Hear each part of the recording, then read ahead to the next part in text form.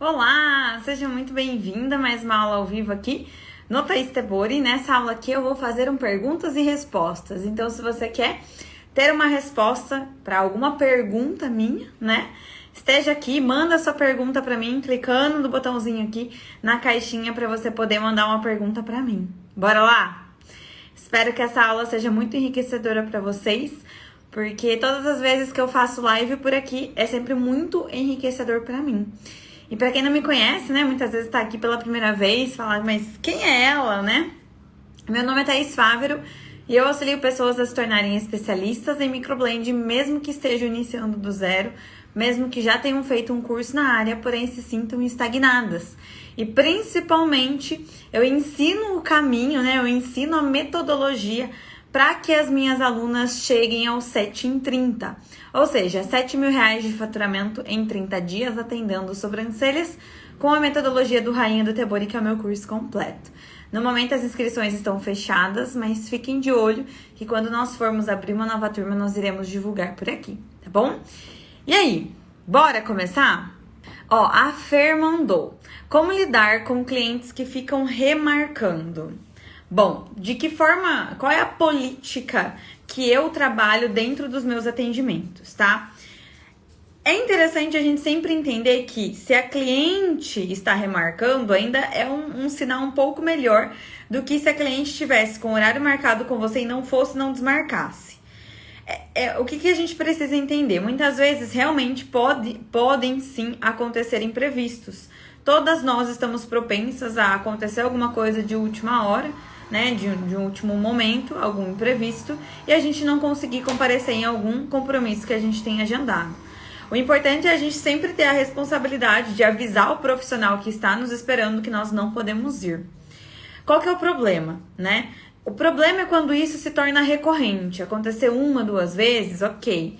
Mas se a cliente sempre fica remarcando todas as vezes, você muitas vezes vai precisar falar, né?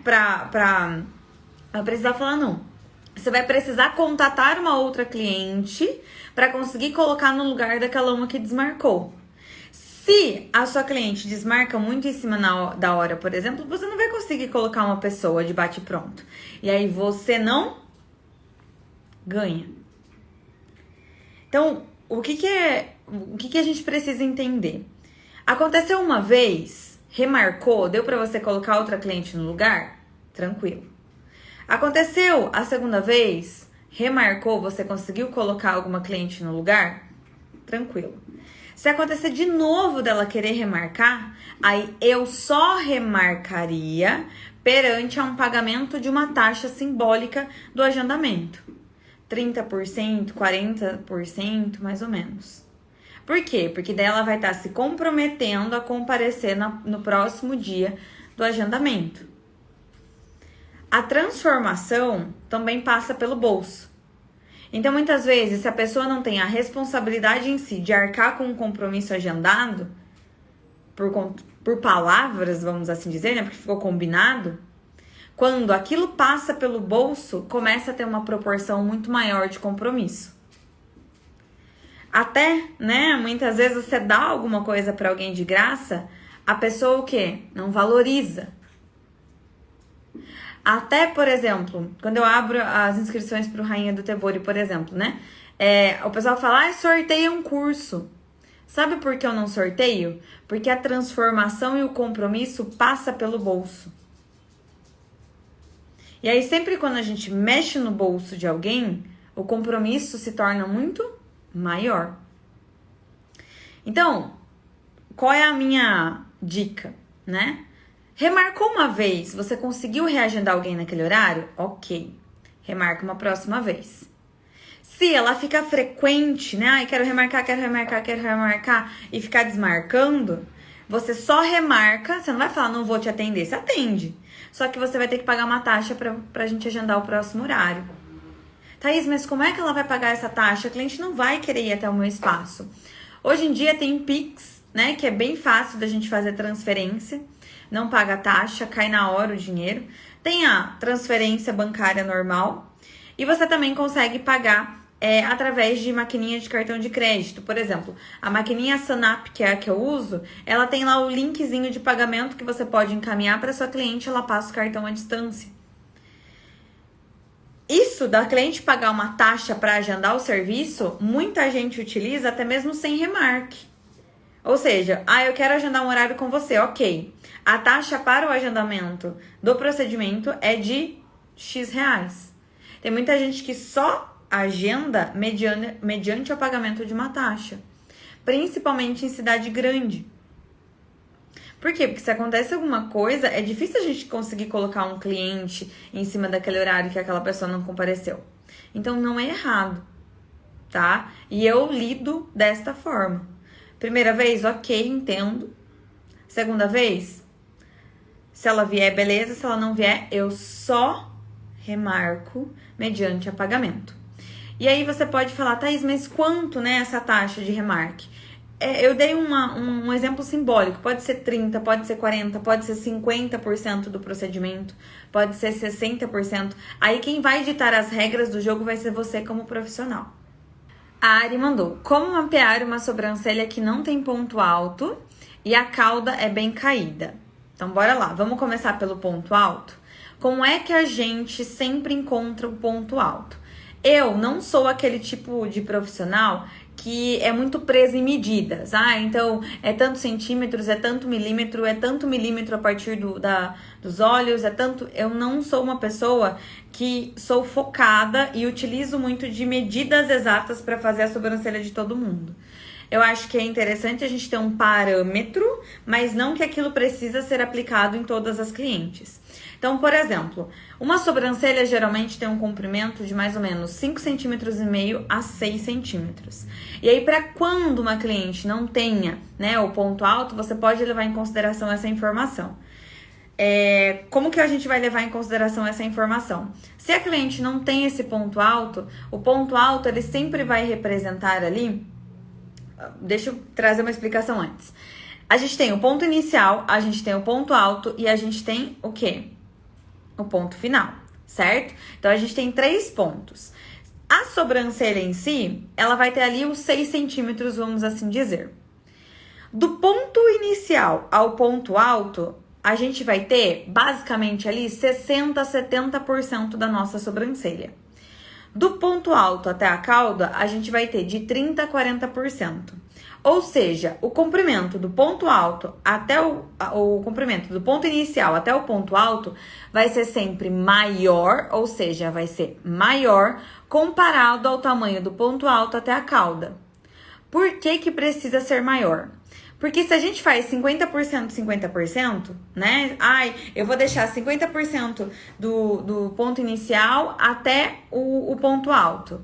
A sobrancelha, ela vai ficar com um aspecto de acento, porque o ponto alto, ele vai ficar bem no meio da sobrancelha. E daí não vai ficar bonito. Então, o ponto alto, ele tem que ser sempre depois de 50%, depois do meio, que é mais ou menos ali, 70%. Que vai restar 30% para a cauda. Então, se você não tem parâmetro para você identificar o ponto alto, pode ser um caminho você seguir essa conta. Então, por exemplo, tem 6 centímetros a sobrancelha, do ponto inicial ao ponto alto vai ter 4 e do ponto alto à cauda vai ter 2. Esse é um parâmetro. Outro parâmetro que você pode levar em consideração. Você pode estar com a cliente sentada ou deitada e você vai pedir para a cliente ficar de olhos abertos olhando para o horizonte. O que é olhando para o horizonte? É sempre olhar para o teto, reto. Se ela está sentada, ela olhar reto, para o horizonte, reto. E vai pedir para ela fixar o olhar nesse horizonte, ou seja, o olhar reto. E aí você vai pegar a linha de mapeamento, você vai posicionar essa linha na abinha do nariz e você vai passar essa linha do lado de fora da bolinha preta dos olhos. Nos olhos, a gente tem ali a bolinha que pode ser verdinha ou pode ser castanha. E dentro dessa bolinha, a gente tem uma bolinha preta, certo? Que é a íris. Então, que é a bolinha redondinha menorzinha. Você sempre vai passar do lado de fora. Então, por exemplo, desse lado da minha sobrancelha, eu vou passar a linha do lado de fora da minha bolinha pretinha. E desse lado, eu vou passar do lado de fora da minha bolinha pretinha. Com a cliente olhando para o horizonte. E aí, você também consegue achar o ponto alto de uma sobrancelha que não tem. Tá? Então, são duas coisas que você pode levar em consideração. Thaís, posso levar em consideração essas duas dicas? Pode. Você faz a dica dos olhos, da bolinha do olho, e aí você também mede o ponto inicial ao ponto alto até a cauda. Que do ponto inicial ao ponto alto precisa ser um comprimento maior do que do ponto alto até a cauda, tá? Sempre lembrem disso. Nunca pode ser 50% e 50%. Ponto alto nunca pode ser metade de sobrancelha. Tem que ser sempre depois, tá? 60% a 70%. Como a minha, por exemplo. Meu ponto alto não tá no meio. Meu ponto alto tá, ó, 70% da minha sobrancelha. Tá? E sobrancelha caída. Sobrancelha caída, né? Como achar a cauda da sobrancelha caída. A cauda a gente sempre vai se guiar ao final do olho. Então, você vai pegar, por exemplo, aqui, ó. Você vai pegar o finalzinho do olho, tá vendo aqui? O último cíliozinhos que eu tenho no meu olho aqui. Você vai pegar a linha, você vai posicionar a linha aqui, no cantinho nasal. Vai traçar essa linha até o meu último cílios aqui. E vai pegar a cauda da sua cliente. Tá? Então, daí a cauda, a gente vai achar desta forma. Levando em consideração o último fiozinho dos cílios aqui, ó. Perfeito? E aí não vai influenciar muito se a cauda é caída ou se a cauda não é caída. Tá? Que você vai levar em consideração essa medida. Perfeito? Perfeito. Ah, essa é boa, ó. Fiz uma caixinha de perguntas e apenas 4 pessoas respondeu. Meu amor, se você tá acompanhando a live que eu fiz ontem, você já bateu a meta 4 vezes, porque a meta era você receber uma resposta na caixinha. Você recebeu 4. Vocês percebem quão ingratas vocês são às vezes? Vocês falam, é só 4. Tá, mas e se essas 4 se tornar sua cliente? Se você vender um procedimento de R$25 para cada uma delas, um design de sobrancelha simples, você faz mais de 100 pila. E se você vender 4 microblending a R$300, você faz R$1.200. Não subestimem a quantidade. Vocês acham que para vocês terem sucesso, vocês precisam 100 mil seguidores? Vocês precisam 300 respostas na caixinha de pergunta. Com 4 você já faz R$1.200, que é mais do que um salário mínimo. Parem de focar no que vocês não têm ainda. Foquem no que vocês têm. Transforma essas 4 pessoas que te respondeu na caixinha em cliente. São 4 prospectas clientes a comprar o seu produto. Tem que ficar feliz.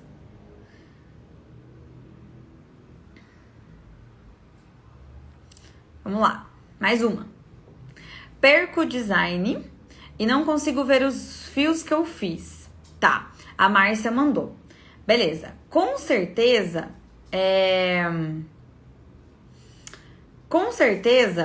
ó, perco o designer. Então, se você perde o designer, é porque perde o mapeamento e depois não consegue ver os fios. O que a gente precisa entender? Para você ter perdido o design, você com certeza perdeu a sua marcação, certo? Que você não seguiu. Você precisa sempre higienizar muito bem a pele da sua cliente para você fazer o mapeamento. A pele da sua cliente não pode estar oleosa. Então, é sempre o quê? Ideal, higienizar muito bem a pele da sua cliente, retirar super bem a oleosidade para que a caneta e o lápis dermatográfico, né, o que você preferir utilizar para fazer o mapeamento, possa aderir àquela pele. Se uma superfície está oleosa, a gente não consegue colocar nada em cima que fixe. Então, a gente precisa tirar a oleosidade da pele para que tenha aderência do lápis ou da caneta em gel, tá? Então, o primeiro ponto a você se atentar é higienização da pele da sua cliente. Segundo ponto, O seu mapeamento, ele tem que estar sempre muito bem limpo. Como assim muito bem limpo? Quando você faz o traço ali com a caneta ou você faz o traço do seu lápis dermatográfico, você precisa vir ou com um cotonete ou com um palitinho de laranjeira enroladinho com algodão na ponta, tirando o excesso e deixando o seu traço bem fininho. O traço do seu mapeamento tem que estar bem fininho. Se tiver muito sujo, se tiver muito grosso, fica mais difícil de você trabalhar, porque você não tem tanta visibilidade e assertividade, e fica ainda mais fácil de você borrar, de você perder, porque ele tá grosso. Então, segundo ponto para você se atentar. Terceiro ponto, na hora que você aplica o anestésico, eu não sei de que forma que você utiliza o anestésico, se você usa anestésico de pele aberta, se você utiliza anestésico de pele fechada. Eu uso anestésico de pele aberta, venho dando depois da sobrancelha limpa, bonitinha, com o mapeamento. Eu venho com a laminazinha e dou batidinhas naquela sobrancelha. Venho com um anestésico, aplico uma boa camadinha do anestésico e deixo agindo de 3 a 5 minutinhos. Depois que eu terminei, eu venho e eu retiro o excesso daquele anestésico com o cotonete. Quais são os outros pontos que você precisa se atentar? Não passe uma camada muito fina de anestésico. Principalmente se você estiver trabalhando com anestésico em gel. O que é em gel? Que ele é mais... a textura dele em gel. Porque o gel, ele tem uma parte aquosa. E essa parte aquosa seca. Então, se você aplica uma camadinha muito fina de anestésico e deixa agir de 3 a 5 minutinhos... Se tá muito fino, ele vai craquelar. E aí, quando você passa para tirar, ele vira um monte de gominhos. Então, não. Eu quero que fique bem úmido aquela região. Para quê? Para que quando eu retiro o anestésico, saia tudo e não fique esses gominhos. Outro ponto para você se atentar. Quando você retira o excesso do anestésico, a pele da sua cliente precisa estar esticada. Então, você vai esticar muito bem a pele da cliente, vai posicionar o cotonete e vai retirar o excesso. Depois de retirar o excesso com a haste, você vai vir retirando o excesso com a pontinha do cotonete. Perfeito. Outro ponto que você pode se atentar. E aí, olha só. Se você perdeu o design e você não consegue ver os fios que você fez, você tem um outro problema também. Que é o quê? Peso de mão. Os fios que você faz para você manter o seu mapeamento são os fios que a gente chama de fios do esqueleto. Que vai manter a sua marcação para depois que você limpar e saturar aquele pigmento, aquele mapeamento fixar. Se você não está conseguindo ver os seus fios, é porque eles estão sendo implantados de maneira muito superficial. Então, tem que aumentar o peso de mão. Tá? Se você não consegue ver os fiozinhos que você fez, é porque estão muito superficiais. Então, tem que aumentar o peso de mão. Dicas para acertar a camada correta. Posicionamento do tebore a 90 graus em relação à pele. O tebore tem que estar a 90 graus em relação à pele. Não é torto assim, não é torto assim, não é torto assim. É a 90 graus em relação à pele que você está trabalhando. Outro ponto muito importante, esticar muito bem a pele da sua cliente para você traçar. Por quê? Se a pele da cliente não tá bem esticada para você vir e passar a lâmina, a hora que você tá passando a lâmina, a pele vem junto assim, ó. Não pode. A pele tem que estar fixa e a lâmina, ó, tem que correr sem a pele tracionar. Então, ângulo do tebore a 90 graus, esticar muito bem a pele da cliente e saber a pressão correta daquele tebore na pele da sua cliente. E aí, como é que você vai saber? Treinando. Treina em banana, treina em laranja, treina em EVA, para que você possa treinar bastante o peso de mão. Tá? Então, assim, não foi só uma dica, foram várias dicas, tá? Que você precisa colocar em prática para que você comece a ver o que é que tá dando de errado. Talvez seja né, a parte de higienização, talvez seja a parte de você limpar e deixar a sua marcação bem limpinha, talvez seja a parte da aplicação do anestésico, ou seja, o peso de mão que você não tá tendo correto na hora de fazer o seu fio do esqueleto. Então, vê essas dicas, implementa e veja o que é que tá dando de errado. Tenho certeza que se você ver item por item, você vai achar o erro e você vai conseguir consertar. Porque essa é a base. Se acertar a base, dá certo depois, tá? A Deliane mandou. Na marcação consigo fazer o ponto alto perfeito, mas quando aplico o pigmento não realça. Eu acredito que eu aplico o pigmento faço fio, alguma coisa assim, né? Peso de mão. Se você não tá tendo visibilidade do pigmento que você tá colocando ali, né? É peso de mão. Se for rena, sempre onde não há pelos, a gente precisa muitas vezes deixar agindo um pouquinho mais de tempo a rena para ela pigmentar melhor aquele local, tá? Agora, se for fios que você tá fazendo ou shadow, né, na microblending, você não tá vendo o pigmento realçar, é peso de mão. Essa eu ia falar um palavrão até. Essa é difícil, ó. Estúdio 1. O que você acha de cliente que paga parcelado mês a mês, sem ser no cartão? Da cliente eu não acho nada, mas da profissional eu fico espantada. Porque isso daqui, ó, só acontece se a profissional permite. Nós só toleramos alguma coisa dentro da nossa vida se a gente permite. Isso daqui é permissão de profissional. Então, da cliente eu não acho nada, mas da profissional dá um pouco de preocupação. Estamos em 2021, meus amores. Hoje em dia, quem não tem cartão de crédito tem que se virar para ter o dinheiro à vista.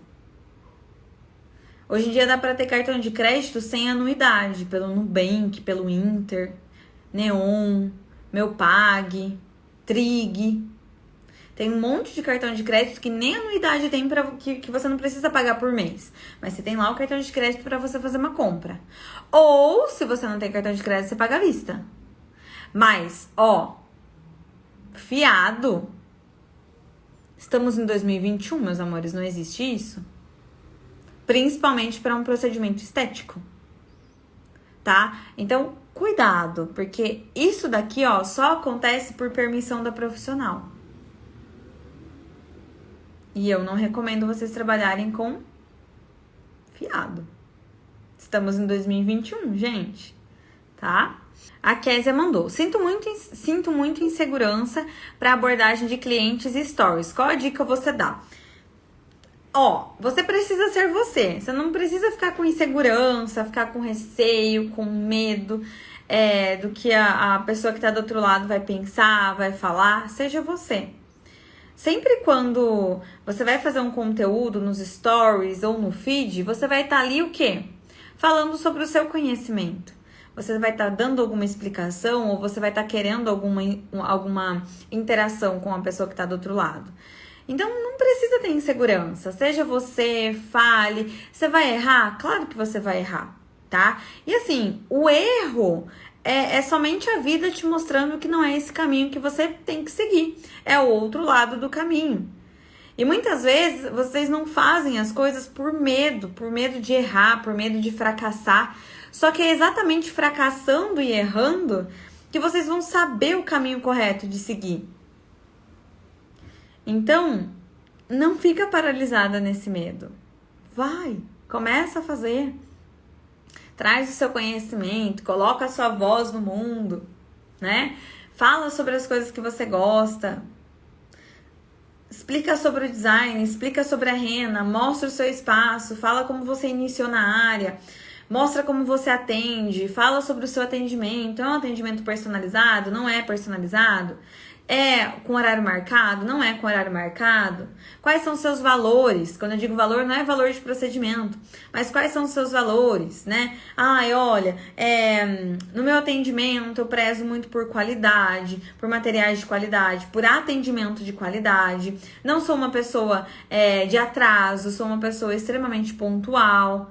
Sabe, a gente sempre tem que realçar as nossas qualidades e as qualidades que nós trazemos para dentro do nosso trabalho. E você não precisa ter insegurança em relação a isso? Porque você tá mostrando quem você é. Eu acho que a insegurança tá muito ligada ao medo da não aprovação de uma pessoa que tá do outro lado. Só que ninguém precisa aprovar a gente. Se alguém não estiver te aprovando em alguma coisa, essa pessoa que se retira do seu Instagram. Porque você é você e você não precisa mudar para agradar outras pessoas. Se alguém não gosta, que saia. Eu até postei hoje, né? Respondi uma caixinha de perguntas. Uma seguidora mandou: quando eu faço stories eu perco seguidor. Que bom! Você tá passando uma peneira, o pessoal tá indo embora porque não tá alinhado com o seu conteúdo. Deixa que vai embora mesmo. Queira no seu perfil as pessoas que falam a mesma língua que você, que gostam de você, que gostam de ver o seu conteúdo. Você vai filtrar. Sabe quantos seguidores eu perco por dia aqui no Instagram? Uma média de 100 a 120 seguidores por dia. Tem semana que eu chego a perder 800 seguidores aqui. E aí eu vou focar nos 800 seguidores que simplesmente não estão se identificando com o meu conteúdo e não vou fazer mais, ou eu vou focar nas mais, sei lá, depende da semana, né? 1000 pessoas que chegaram novas no meu perfil. Vou focar em quem tá chegando, vou valorizar em quem gosta do meu trabalho. Então não fiquem esperando a aprovação de outras pessoas, que outras pessoas gostem, que outras pessoas te aplaudam. Faça simplesmente o quê? Para que você possa colocar o seu conhecimento para outras pessoas. E isso vai atrair. Isso vai peneirar. E quem tiver que ir embora, deixe que vai e não sofra não. Eu não sei vocês, mas eu rezo toda noite, antes de dormir. Eu rezo Pai Nosso. E aí a gente não sempre pede pra nos livrar do mal? Que a gente não quer o mal? Muitas vezes é resposta de oração. Travou um pouquinho, voltou. Se for pro seguidor ficar tirando sarro, não gostando, criticando, mandando energia negativa, que vai embora. Então, quando eu entro no meu perfil, muitas vezes vou lá nas métricas e vejo lá menos 800 seguidores, eu falo, ok, essas pessoas não estão alinhadas com o meu conteúdo, tchau e bênção. Então, não procurem aprovação, façam para que vocês possam levar a voz de vocês para outras pessoas e para que vocês possam mostrar para outras pessoas que tipo de profissional vocês são. Vou pegar uma que geralmente eu não falo por aqui, sobre despigmentação. Eu tenho curso de despigmentação, só que o curso meu de despigmentação, ele só fica disponível para quem já é minha aluna do Rainha do Tebori. Mas eu vou aproveitar para responder essa dúvida aqui. Ó, a Pabliana mandou: despigmentação com ácido mandélico, remove mesmo? Fiz uma sobrancelha no dermógrafo e ela mandou, e a mão tava pesada e o fio ficou mais escuro. O que acontece no processo de despigmentação? O ácido mandélico é sim um ácido despigmentante, ele vai auxiliar na despigmentação, tá? O que acontece de você muitas vezes falar assim, mas o fio ficou mais escuro? Eu precisava só entender se esse fio ficou mais escuro até mesmo 30 dias depois da cicatrização. Porque no pós-procedimento é normal aquele procedimento de despigmentação que você fez ficar mais escuro. Primeiro que o pigmento pode subir um pouco para a superfície, porque você está despigmentando, e também porque você causou um processo inflamatório, se muitas vezes sangrar um pouquinho, causou ali a gente pode falar que é um band-aid, né? Sabe a casquinha? Que se forma até mesmo no procedimento de micro, né? Essa casquinha ela é mais escurinha, não é? Quando a gente machuca, não forma o tamponamento, a aglomeração de células ali, não é um sanguinho pisado escurinho? Exatamente esse sanguinho que muitas vezes uma linfa que seja, que saiu num processo de despigmentação, que a gente coloca o ácido lá dentro da pele, a região pode ficar mais escura nos primeiros dias. Até o 10º dia, mais ou menos, pode se apresentar mais escura, depois vai formar as casquinhas vão cair e a tonalidade vai ficar oscilando aí para um rosinha, muitas vezes de uma pele nova, ou para um clareamento daquele pigmento. A única coisa que eu precisava entender é se escureceu depois de 30 dias. Até os 10 dias que está no início da cicatrização, é normal, pode acontecer sim. Não com todo mundo, mas pode acontecer. Agora, se ficou mais escuro até mesmo depois de 30 dias, pode ter acontecido, por exemplo, uma hiperpigmentação no local.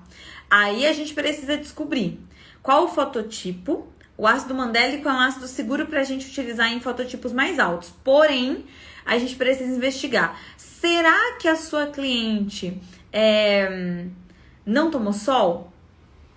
Será que ela pegou algum sol com a sobrancelha extremamente sensibilizada e hiperpigmentou? Ou será que a lesão não foi muito profunda e causou uma hiperpigmentação? Um efeito, vamos assim dizer, não vou falar que é esse efeito porque não é, mas a pele não respondeu ao contrário e hiperpigmentou por conta de uma lesão? Então precisa tentar entender como que é e entender por que ficou escuro. Até onde ficou escuro, até os 10 dias ou até os 30 dias, tá? Pra quem perguntou, eu ensino despigmentação ácida no Tebori, tá? Mas é um curso que somente quem é minha aluna do Rainha do Tebori consegue fazer. Como ser firme com a minha cliente sem ser grossa? Temos um problema. Porque sempre quando somos firmes, somos taxadas de grossa. Quantas vezes aqui, por eu ser firme, por eu ser sincera, por eu falar, às vezes eu recebo direct. Nossa, como você é grossa com as suas seguidoras. Eu falo, oxe, mas eu só fui sincera. Eu só tô mandando a real. E aí, é muito de você ter um jeitinho pra falar, sabe? Eu não sou o tipo de pessoa que eu fico fazendo muito rodeio, não. Se a pessoa quiser me achar grossa, o problema é dela, sabe? Porque eu não vou ficar fazendo rodeio pra falar uma coisa que eu preciso falar. Não vou ficar colocando emojizinho pra fingir que eu não tô falando tão sério assim, entende? Mas eu acho que o grosso, ser grossa, vai muito da interpretação de cada um, tá? Então assim, eu acho que você tem que ser verdadeira, você tem que ser sincera, você tem que falar o que precisa ser falado, você tem que explicar da forma que você precisa explicar, você tem que ser assertiva, você não pode sair, né, por exemplo assim, eu não xingo ninguém, né, eu nunca mandei ninguém pra PQP, nunca mandei ninguém VTNC, entendeu? Educação. Mas eu acho que a gente sempre tem que ser direta nas nossas palavras e não ficar com aquele, ai, mas é que eu não quero incomodar, ai, mas é que eu não quero ser grossa. Você não está sendo grossa, você está sendo assertiva. Só que para muita gente, principalmente nos dias de hoje, quando você fala uma verdade, ou quando você é direto ao ponto, quando você não passa a mão na cabeça da pessoa, as pessoas acham que você tá o quê? Sendo grossa. Que você tá diminuindo. E não, muitas vezes é o seu jeito. Então, assim, eu acho que o princípio a se seguir para não ser grossa é manter a classe, né? Ser educada, não perder em nenhum momento a educação e ser do seu jeito, assertiva e sincera, tá? Às vezes a interpretação da pessoa pode ser de uma maneira errada. Eu, por exemplo, muitas vezes sou interpretada de uma maneira errada pelas pessoas por eu ser assertiva. Mas eu não faço por mal, eu falo a verdade que tem que ser falada mesmo pra pessoa, tipo, tá, se ligar, sabe? Mas tem muita gente que às vezes, não sei, às vezes foi criada muito a pão de ló, ou não tá pronta pros tapas da vida, e aí fica com aquele mimimi, ai, mas é que ela foi grossa comigo. Não, eu fui verdadeira. Tem uma frase, né? Me conte a pior verdade, mas não me iluda com a melhor mentira. E eu levo isso muito em consideração, porque eu prefiro ouvir a verdade, entender, ouvir aquele chacoalho e falar, não, ok, é aqui que eu preciso mudar, porque é o caminho correto. Porque às vezes a gente fica querendo que as pessoas passem a mão na cabeça da gente, às vezes a gente fica se vitimizando, e a vida é isso aí, gente. A vida não é nem um pouco fácil, não passa a mão na nossa cabeça. E é sempre ser assertiva, e a taxação, né, a interpretação fica muito de pessoa para pessoa, não se apega a isso, porque senão você vai ficar doidinho, tá? Porque aí você não vai querer falar porque você tem medo, aí você não vai querer falar a verdade porque você tem medo, aí você não vai querer se expressar porque você tem medo, não. Não é assim, você tem sim que se expressar, tem sim que ser assertiva, preciso que você cuide assim, assim, assado. Aí a minha cliente não tá passando a pomadinha do home care, por exemplo, né? Ser firme. Tudo bem, você não vai ser grossa, você vai falar: oi, fulana de tal, tudo bem com você? Olha, como eu expliquei pra você no dia que nós realizamos o procedimento, é de extrema importância que você utilize a pomadinha do home care, porque eu preciso que você hidrate a região da sua sobrancelha. Se você não hidratar, a formação de casquinha vai ser maior e provavelmente a fixação vai ser menor do procedimento. E aí, quando você voltar pro retoque, pode ser que a sua sobrancelha esteja mais falhada. E aí não vai ser culpa do procedimento em si, e sim do mau cuidado no pós. Pronto, fui firme, não fui grossa, fui sincera e joguei a batata quente pra minha cliente, tá? Ó, a Graziele mandou uma, mas são 3, mas eu achei bacana. Vou ler pra vocês, tá? Pra vocês entenderem. Thaís, fiz aplicação de rena, tirei em alguns pontos, estava com um tom avermelhado. Perguntei para outras designers, mas ninguém sabe o que aconteceu ao certo. O que você acha? Higienizei tudo certinho, a cliente não fez uso de ácido, não fez nada de diferente antes. Ó, o que pode ter acontecido é um processo de alergia. Sua cliente não apresentou uma alergia, uma reação? Porque o avermelhado, é que eu não sei se o avermelhado que você tá trazendo pra mim é um avermelhado da rena ou se é um avermelhado da pele da cliente, tá? Se for um avermelhado da rena, muitas vezes, algumas renas elas podem ter um fundinho ou esverdeado ou avermelhado, dependendo do tom. Muitas vezes, se for a tonalidade avermelhada da rena, você pode fazer uma nova misturinha, reaplicar em cima daquele local e deixar agir por mais tempo que você deixou. Então, se você deixou agindo 10 minutos, você reaplicaria naquele localzinho que ficou avermelhado, o tom da rena, e deixaria por 15, por exemplo, tá? Pra quê? Pra que pigmente mesmo ali, tire aquela tonalidade avermelhada. Agora, se esse avermelhado que você relatou for um avermelhado da pele da cliente, o que a gente precisa pensar, entender o processo? Um avermelhado, para uma pele ficar avermelhada, é porque está acontecendo uma hiperemia no local.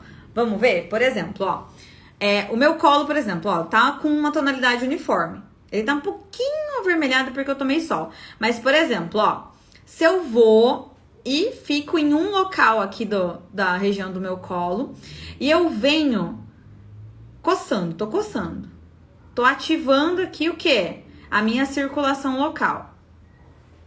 O que acontece? Ó, começou a ficar avermelhado. Porque tá acontecendo aqui uma hiperemia, que a gente chama, que é uma ativação dos capilares mais superficiais sanguíneos. Então, a tonalidade da pele se altera. Por quê? Porque tá acontecendo uma coisa anormal. Eu não tô coçando? Eu tô tirando a primeira camada da pele, eu tô lesionando a minha pele, eu tô causando um atrito. Então, tá ficando o quê? Com hiperemia. A hiperemia é um aumento da circulação sanguínea naquele local, certo? O que pode ser? Geralmente, se ficou avermelhado, é algum tipo de reação da pele perante aos ativos da rena ou de qualquer outra coisa que a gente coloca. Pode ser uma reação alérgica. Geralmente, reação alérgica à rena é uma reação alérgica que fica estilo uma queimadura. A pele fica bem lesionada, é como se queimasse mesmo a pele da cliente.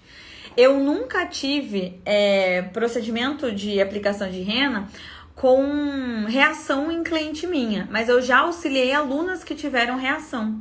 Então fica bem vermelho o local, ó, tá vendo?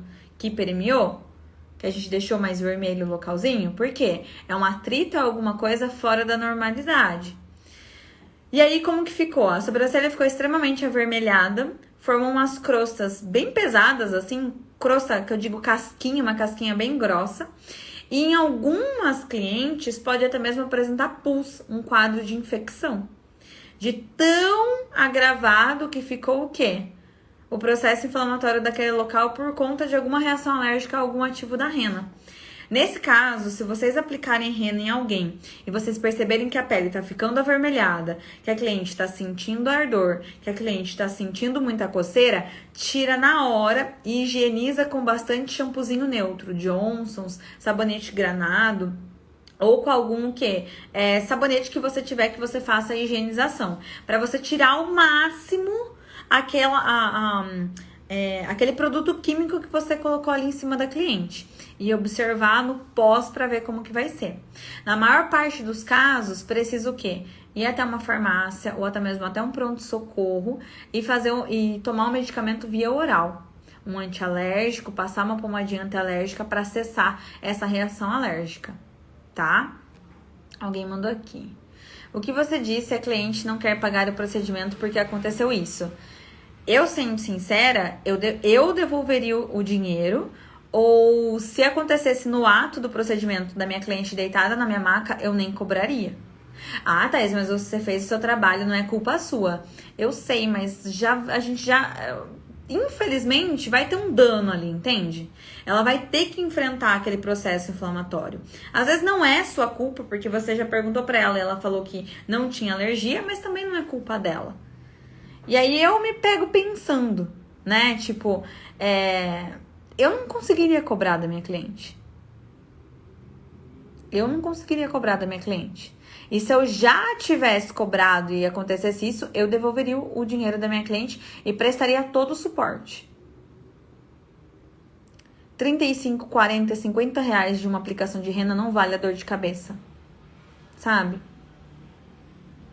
Então, assim, eu faria isso. Eu devolveria e eu prestaria todo o suporte para minha cliente, tá? Alguém mandou aqui, ó. A Rosângela trabalha em um pronto-socorro e já vi várias vezes. É mais comum do que a gente imagina. Às vezes o pessoal fala, né? Ai, mas eu tenho medo de fazer micro. Micro dá menos reação alérgica do que procedimento com rena. Procedimento com rena pode dar mais reação alérgica, a tendência a ter mais reação alérgica do que procedimento de micro. Procedimento de micro, geralmente, se dá alergia, é o anestésico, ou é alguma coisa que você utilizou para limpar, ou o lencinho umedecido, ou é uma cicatrização de segunda intenção. A cliente não cuidou, ou você não teve biossegurança para fazer o procedimento e teve algum tipo de contaminação cruzada. E aí infecciona, cria pus por conta de uma falta de biossegurança ou uma falta de higienização. Na micro, se for, é isso. Agora, a rena é mais fácil dar caso de reação alérgica do que micro. Nesse caso, quando é reação alérgica de rena, o ideal mesmo, se algum dia acontecer com vocês, o que eu oriento, tá? Fiz uma rena na cliente, ela não apresentou nada no ato, ela foi embora pra casa e ela teve uma alergia, o olho dela tá inchado, a sobrancelha dela tá avermelhada. O que é que eu faço? Primeiro ponto, presta todo o suporte para sua cliente, esteja à disposição para ajudar com tudo que você puder. Ai, Thaís, mas não é minha culpa. Não é sua culpa, tá? Eu sei que você, como profissional, exerceu o seu trabalho, como você exerceu com outras clientes, mas aconteceu e agora você vai ter que lidar, tá? Porque você que fez aquele procedimento ali, então de alguma forma você tá junto. Deixa a sua cliente tranquilizada, fala, olha, calma, a gente vai resolver, vamos buscar como é que a gente pode melhorar tudo isso. Pede para ela higienizar o quanto mais ela conseguir aquele local com alguma coisa neutra, ou seja, pode ser um sabonete da Protex, que é antisséptico, pode ser o shampoozinho Johnson's, que é neutro, pode ser o sabonete da Granado, que é neutro, e higieniza bastante o local com esse sabonete neutro, com movimentos circulares, para tirar ao máximo o excesso daquele produto químico, que é a rena, que está ali em cima da pele da sua cliente. Depois disso, uma coisa que pode auxiliar muito a região ficar mais calma é ela fazer compressa com algodãozinho e água bem geladinha. Não gelo, porque gelo pode queimar a pele. Pega uma água bem geladinha, algodão, molha nessa água geladinha e coloca em cima da sobrancelha. Teve o primeiro sintoma de reação, coceira, ardor, olho inchado? Fez isso de primeiro momento de lavar e colocar a compressa? Pede para sua cliente ou vai com a sua cliente até uma farmácia. ou um pronto-socorro. Porque daí a sua cliente já consegue começar a tomar um antialérgico via oral. Explica para o farmacêutico, explica para o plantonista o que aconteceu. E com certeza ela vai ter ali uma recomendação para tomar algum antialérgico via oral. Para que aquilo possa ser tratado de dentro para fora. Porque é uma reação que está acontecendo lá dentro do corpo dela. Tá? Então, viu que aconteceu isso? Já faz todo esse passo a passo, já acompanha, já pede para ela ir, não espera piorar, tá? Perfeito? Teve muita gente até que até perde pelo, né? Por conta, porque quando a reação alérgica é com a rena, ela fica estilo uma queimadura. E aí a crostinha muitas vezes fica bem grossa e causa perda de pelo. Então, por isso, quando perceber que tá dando uma reação alérgica, já faz todo esse passo a passo, já acompanha a sua cliente para minimizar ao máximo o dano, ok? Thaís, como que eu evito isso? Fazendo teste alérgico. Se você quiser fazer teste alérgico em todas as clientes que você atender, é uma garantia que você tem. Tá? Como que é o teste alérgico? O teste alérgico você vai misturar a rena que você utiliza dentro do seu espaço e você vai colocar um pouco de rena aqui no cantinho do pulso e um pouquinho de rena aqui nessa pelinha atrás da orelha. E vai observar aí por no mínimo 48 horas. Se a cliente não apresentar nenhum tipo de sintoma, nenhum tipo de reação, ela não é alérgica, tá? Thaís, qual anestésico usar para pele fechada? Só uso pele aberta. Eu só uso pele aberta também, Raquel, mas se você quiser utilizar um anestésico de pele fechada, os que eu indico é o TKTX, tá? E o que você consegue encontrar em farmácia, que é a lidocaína ou a labicaína, que daí é o ativo da lidocaína em si, tá? Tem aquele rosinha que é muito bom também, que chama Eye Anesthetic Cream, que é aquele rosinha, que ele também é muito bom, assim como o TKTX, ok? Quais antialérgicos você usa? Eu não indico medicamento, tá? Aí o medicamento, ele só vai ser indicado pelo farmacêutico e pelo médico plantonista que ela for até o pronto-socorro, ok? Então, a gente não indica nenhum medicamento antialérgico. Nós auxiliamos ou nós indicamos a nossa cliente ir até uma farmácia ou um pronto-socorro para ser medicada, tá? O que fazer quando a cliente insiste em mexer no celular durante o procedimento? Ó, essa é muito boa, da cliente ficar mexendo no celular durante o procedimento. A cliente ficar falando muito durante o procedimento.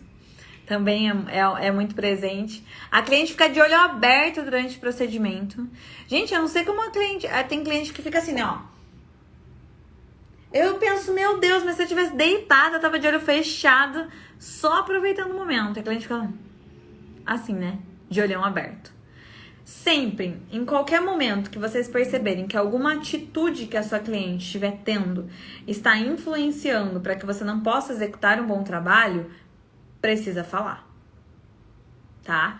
E falar com um jeitinho. Então, por exemplo, minha cliente tá mexendo no celular. Eu vou falar, olha, agora eu não vou conseguir que você mexa no celular porque eu preciso que você fique de olhos fechados para eu realizar o procedimento, tá bom? Ela tá falando, olha, agora a gente não vai conseguir conversar porque eu preciso que você fique quietinha pra sua bochecha não mexer, pra eu não errar na sua sobrancelha. Ou se a cliente fica com o olho aberto, né? Aí eu falo, você fecha os olhos pra mim porque eu vou precisar colocar o meu dedinho aqui? Aí, geralmente essas clientes, gente, você não vai falar uma vez só. Você vai falar várias. Porque cliente que fica de olho aberto vai abrir. Você fez assim, ó. Você tá fazendo, ela tá de olho fechado. Você virou pra pegar alguma coisa, a hora que você volta, ela tá assim, ó. Aí você tem que falar, fecha o olho, por favor. E vai falando, tá? Mesma coisa o celular. Tá lá deitada, fazendo de boa. Você virou o mocho, ou você saiu e pegar alguma coisa, voltou. Aí você tem que falar, você pode deixar o celular, você pode fechar os olhos?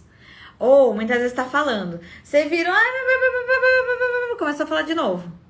Aí agora a gente não vai conseguir conversar, tá bom? Então, a gente tem que estar sempre lembrando, porque é involuntário, a cliente ela não sabe que aquilo vai atrapalhar a ponto de você não conseguir exercer o trabalho, tá? Então, é vocês irem falando com jeitinho. Fecha o olhinho, fecha os olhos, sabe? Eu tinha umas clientes que, como eu já tinha um pouco mais de intimidade, assim, né? Eu falava, ó, vou cutucar seu olho. Fica de olho aberto, eu vou cutucar o seu olho. Mas eu acho que é com jeitinho falando, sabe? Fecha o olho pra mim. Agora a gente não vai conseguir conversar. Ó, você não vai conseguir mexer no seu celular agora porque eu preciso que você fique quietinha de olhos fechados, tá? Então é só ir falando mesmo que dá tudo certo. E ó, não estressa com isso porque a cliente não sabe. Sabe, ela tá tipo meio, tô nem aí, isso aqui não é nada, não vai influenciar no trabalho dela. E se você ficar estressada com isso, você tá perdida, porque muita cliente faz isso, fica de olho aberto, mexe no celular e tudo mais. Então, você sempre vai repetir, já repete, é tipo um olá, tudo bem. Fecha o olho, ó, agora eu não vou conseguir que você mexa no celular, preciso que você fique de olho fechado e ó, não vai dar pra conversar agora, tá bom? É isso. Uma dica para quem tá começando do zero, não podendo perder tempo, 41 aninhos. Andréa, meu amor, mas você não vai perder tempo. Você tem que respeitar o processo. Porque às vezes se você quiser colocar a carroça na frente do cavalo, vai dar errado. Aí você vai perder mais tempo. Por quê? Porque a pressa é inimiga da perfeição. Não queiram colocar a carroça na frente do cavalo. Respeitem o processo. Você está começando do zero, então você vai passar por todos os medos de um iniciante, por todas as inseguranças de um iniciante. Você vai o quê? Ter aquela sensação de que não vai dar conta, vai ter aquele sentimento de que isso não é para você. Você vai passar por tudo isso. Respeite o processo. É o processo. Quando eu comecei, eu também passei por isso. E eu posso afirmar que 300 pessoas que estão aqui na live agora também passaram. Porque é o processo de aprendizado. É o processo de se iniciar alguma coisa nova. Então, não tenha pressa. Você tem 41 anos, você tá na flor da idade. Você tá na flor da idade. Tem muita coisa para você conseguir conquistar. Não atropele o processo. Foco, principalmente foco. Estude, leia, treine.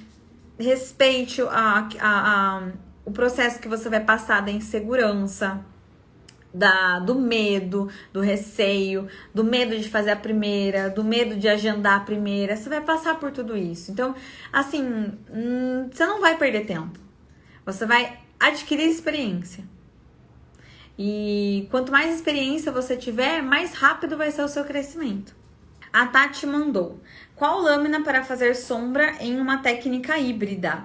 As lâminas que eu utilizo para fazer shadow no Tebori são as lâminas Double Line, que é aquela uma que são duas fileirinhas de lâminas, uma ao ladinho da outra. Eu uso a plana, que é aquela retinha de 21 pontas.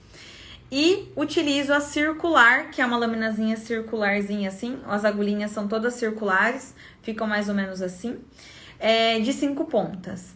A double line eu utilizo para fazer o preenchimento da sobrancelha. E a circular eu utilizo para fazer o acabamento. Então, o ponto alto, o início, o esqueleto, a cauda, eu utilizo essas duas lâminas. Se vocês que estiverem aqui na live quiserem ver quais são as lâminas, tem um destaque aqui no meu perfil que tá escrito lâminas. E aí eu mostro todas que eu utilizo, do fio a fio e da shadow também, tá bom?